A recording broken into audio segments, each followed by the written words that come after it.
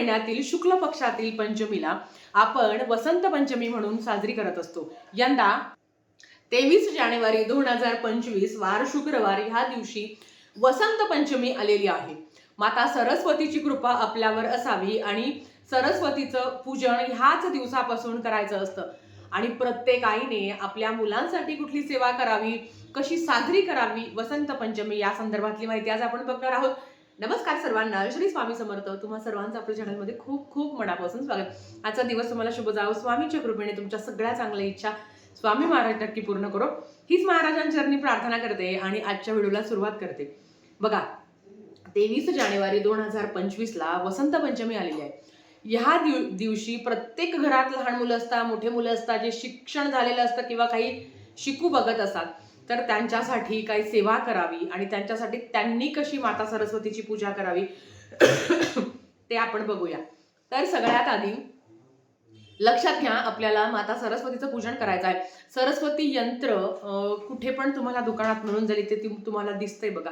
तर त्या सरस्वती यंत्राची पूजा करायची असेल, जर तुमच्या घरात असेल तर त्याची पूजा करा, किंवा तुम्ही एका वहीवर काढू शकता, त्याची सुद्धा तुम्ही पूजा करू शकता आणि ती पूजा करून ते यंत्र मुलं जिथे अभ्यास करताना त्यांच्या समोर ते ठेवायचं, जिथे तुम्हाला ते फ्लॅश होते बघा स्क्रीनवर।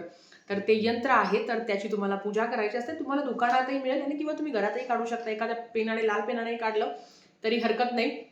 त्या पेनाने एका व्हाईट पेपरवर काढायचं ते यंत्र आणि त्याची तुम्हाला पूजा करायची आहे। आणि तुमच्या घरात जर माता सरस्वतीचा फोटो असेल किंवा सरस्वती यंत्र असेल, मूर्ती असेल, तर तिची सुद्धा पूजा करायची। हळद कुंकू अक्षदा अर्पण करायचं, पिवळं फूल अर्पण करायचं। ह्या दिवशी आवर्जून पिवळं वस्त्र परिधान केलं तर अतिशय उत्तम। जर तुमच्याकडे असेल किंवा मुलांनाही सांगा, पिवळ्या रंगाचं फूल माता सरस्वतीला अर्पण करायचं आहे आणि पिवळं वस्त्र परिधान करायचं आहे। पिवळ्या रंगाचे कपडे तुम्हाला घालायचे आहेत। आता हे सगळं तुम्ही दिवसभरात कधीही करू शकता, कारण मुलांची शाळा वगैरे असते किंवा ट्युशन असते, तर तुम्ही हे दिवसभरात कधी करू शकता। खरं तर वसंत पंचमी, ललिता पंचमी आणि वसंत पंचमी हे 2 दिवस खूप महत्वाचे आहेत। माता सरस्वतीची पूजा करण्यासाठी विद्येची देवता आहे बघा, सरस्वती मातेची कृपा ज्या विद्यार्थ्यांवर असते, ज्या मुलांवर असते, त्या मुलांना आयुष्यात कधीच कशाची कमी पडत नाही। कारण अर्थात सरस्वती माता ही बुद्धीची देवता आहे। जिथे सरस्वती माता असते तिथे लक्ष्मी येतेच, म्हणजे जिथे सरस्वती असते तिथे लक्ष्मी येतेच। जो मुलगा हुशार असतो, जो मुलगा बुद्धिमान असतो, तो अर्थात त्याच्या बुद्धिमत्तेच्या जोरावर, तो अभ्यास करून त्याच्या बुद्धिमत्तेच्या जोरावर नक्कीच तो चांगलं यश संपादन करतो आणि नक्कीच त्याच्यावर माता लक्ष्मीची सुद्धा कृपा असते। म्हणून सरस्वतीची कृपा आपल्यावर असणं खरंच महत्वाचं असतं। बघा, ह्याच दिवशी खरं तर दर महिन्याला पंचमी येते, पण ह्याच दिवशी पासून माता सरस्वतीचं पूजन करायचं आणि महिन्याच्या पंचमीला आपल्याला मुलांच्या जिभेवर दर्भाच्या काडीने, ती दर्भाची काडी मधात बुडवून मुलांच्या जिभेवर ऐम लिहायचा असतो। आता बघा, ऐम हा माता सरस्वतीचा बीज मंत्र आहे। आईने दर्भाची काडी म्हणजे काय, आपण जेव्हा तर्पण विधी करण्यासाठी जी काडी लागते बघा, तर ती दर्भाची काडी असते। ताई आम्हाला दर्भाची काडी नाही भेटली, तर तुम्ही सोन्याची एखादी कुठला तरी दागिना असेल किंवा चांदीचा दागिना असेल त्याने तुम्ही करू शकता, तुमची इच्छा असेल तर। आणि प्रत्येकाच्या घरात काही ना काही सोनं चांदीचं असतंच, तर तो मुलांच्या जिभेवर दर्भाची काडी असो किंवा सोनं असो मधात बुडवायचं आणि मुलांच्या जिभेवर ऐम लिहायचं। आईने लिहा, काकूने लिहा, वडिलांनी लिहा। आता ताई आमची मुलं बाहेर गावी, आता हा उपाय कोणीही करू शकतो। डिग्री, डिप्लोमा, अजून जगाच्या पलीकडे कोणीही शिकत असेल, आजही लोक आहे वयाच्या 40व्या वर्षी सुद्धा शिक्षण घेतात। जो शिकत असतो आणि आपण म्हातारे होईपर्यंत आपण काही ना काही शिकतच असतो आणि बुद्धिमत्ता माता सरस्वतीची आपल्यावर कृपा असावी म्हणून ही सेवा प्रत्येकाने करावी आणि आपल्यालाच आपला एम नाही काढता येणार। आता जो मोठा आहे त्याला समजेल की कसा एम काढायचा आहे आपला, पण जो लहान आहे त्याला जमणार नाही। मग जर मुलगी बाहेर गावी शिकायला असेल तर तिला सांगायचं की तू तुझ्या मैत्रिणीकडनं करून घे, किंवा मुलगा बाहेर गावी असेल तर त्याला सांगायचं तू तुझ्या मित्रांकडनं करून घे। या पद्धतीने तुम्ही करू शकता।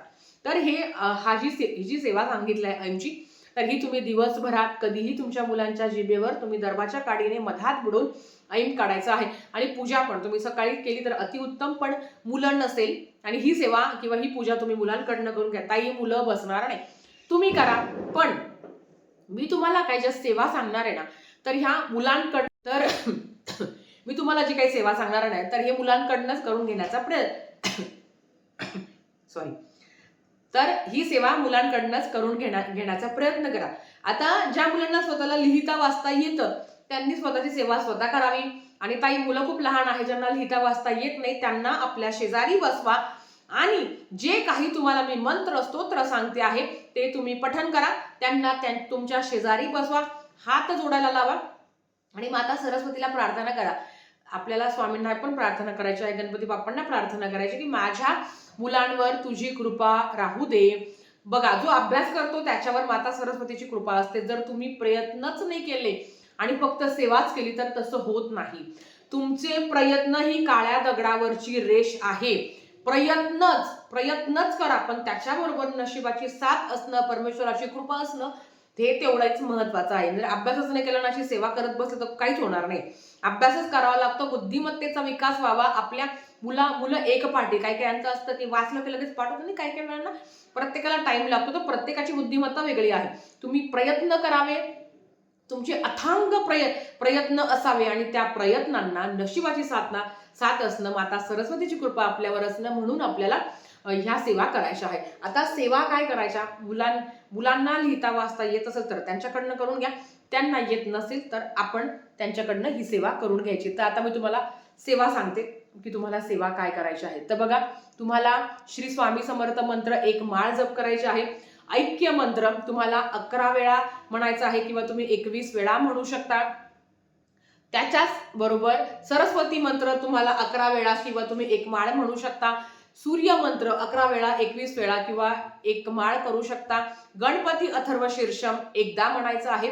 सरस्वती स्तोत्रम तुम्ही एक वेळा म्हणावं आणि प्रज्ञा विवर्धन स्तोत्रम, अतिशय सुंदर सेवा आहे ती प्रज्ञा विवर्धन स्तोत्रमची. तर ही सेवा सुद्धा तुम्हाला एक वेळा म्हणायची आहे. जे मंत्र सांगितले आहेत त्याची एक माळच करण्याचा प्रयत्न करा. आता ताई आमच्याकडे हे मंत्र माहिती नाही आहे, ते तुम्हाला नित्यसेवेच्या पुस्तकात मिळून जातील. आता सरस्वती मातेचा मी मंत्र तुम्हाला सांगते. ओम ऐं ह्रीं क्लीं श्रीं श्री सरस्वतये बुधजनने स्वाहा. ओम ऐं ह्रीं क्लीं श्रीं सरस्वतये बुधजनने स्वाहा. हा मंत्र आहे जो एक माळ म्हणायचे आहे. बाकीचे मंत्र आहे सगळे नित्यसेवेच्या पुस्तकात तुम्हाला दिलेले आहे, मिळून जातील. नाहीच भेटलं तर गुगल सर्च करा, तिथे तुम्हाला मंत्र मिळून जाईल. आणि दररोज मुलांनी प्रज्ञा विवर्धन स्तोत्रमचं पठण करावं, खूप सुंदर अनुभव तुम्हाला येतो.